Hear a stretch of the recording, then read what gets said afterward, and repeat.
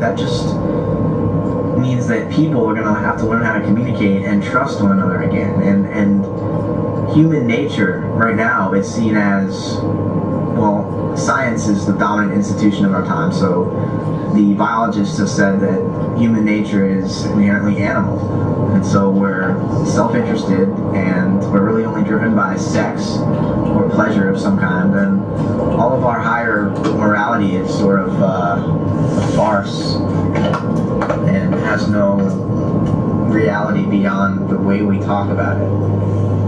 And so love in this idea is just a bunch of chemical reactions and so on and so forth. And okay.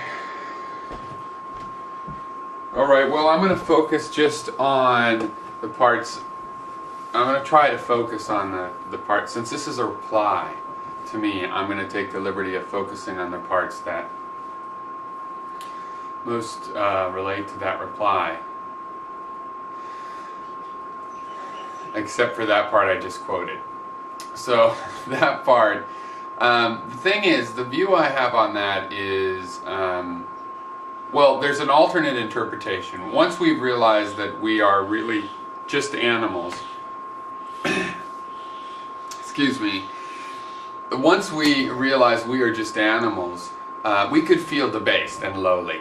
But we could also realize that the animals have the emotions. You know, the theory that animals are just, you know, automatons just robotically reacting, that's just ridiculous. Anybody that's had a pet or lived in the real world knows that animals feel pain, obviously. That used to be a part of it. And emotions. The emotions are what we have in common with the other animals. That they don't have emotions, it's just ludicrous. So I think the answer there is that it's beautiful and sublime. There's an atheist on YouTube, Hardcase Owns You, there used to be, Hardcase Owns You, who asked the question, and he's back as some other people now. But anyway, he asked the question, you know, to atheists, do you believe in love, you know? With the same kind of premise that, you know, love, properly understood, is some sort of metaphysical thing. Physics is surreal. It's more surreal and dreamlike, quantum physics and relativity, than any of the, I mean, for example, the Christian ontology is pretty mundane compared to what it turns out is really going on with relativity and quantum physics. And it's beautiful as well, and nature is beautiful. So it has all the elements of poetry still. It just happens to be chemicals are driving it. I think that makes chemicals romantic. Okay? In other words, as far as being unified with the animal nature, we feel poetry. I'll just use poetry as the euphemism for all these kinds of parts of human life. We feel these higher functions and these moralities. We feel them. You know, and they are something. You say, well, they are just what we're talking about. Well, they're just concepts. See, to me, they are just concepts. And so the words we talk and the sentences, excuse me, the words we use when we talk about these things and the sentences to hold on to this meaning and manipulate the meaning, yeah, they're just concepts and words, and we just rearrange them and we play with them. But they attach to feelings sometimes and to perceptions that we sense directly, or even just have internally. We sense them internally. And so that's all real.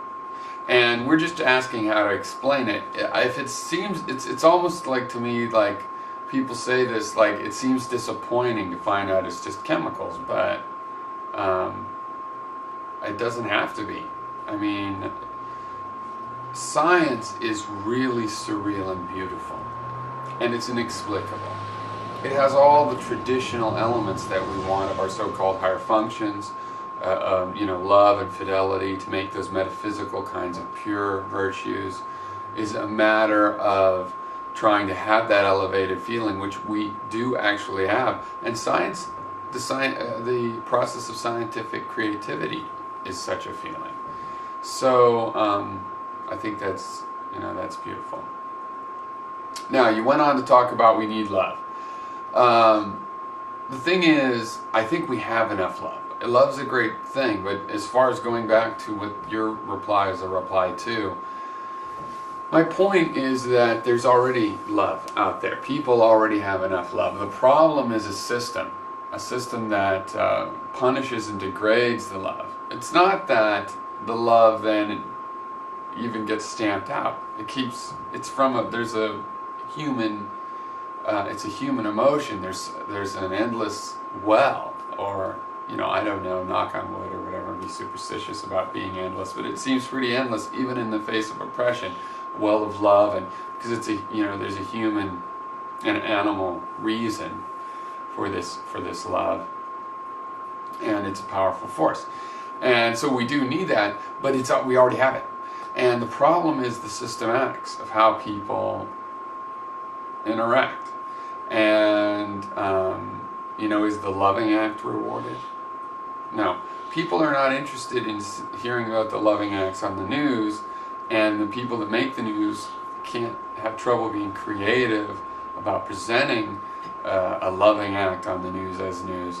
And why is that? People live a fear-based life of running away from disasters and staying out of trouble, gamboling around and staying out of trouble. That's how they're thinking. You stay out of certain topics you don't talk about, certain things you don't do, definitely certain places you don't go, and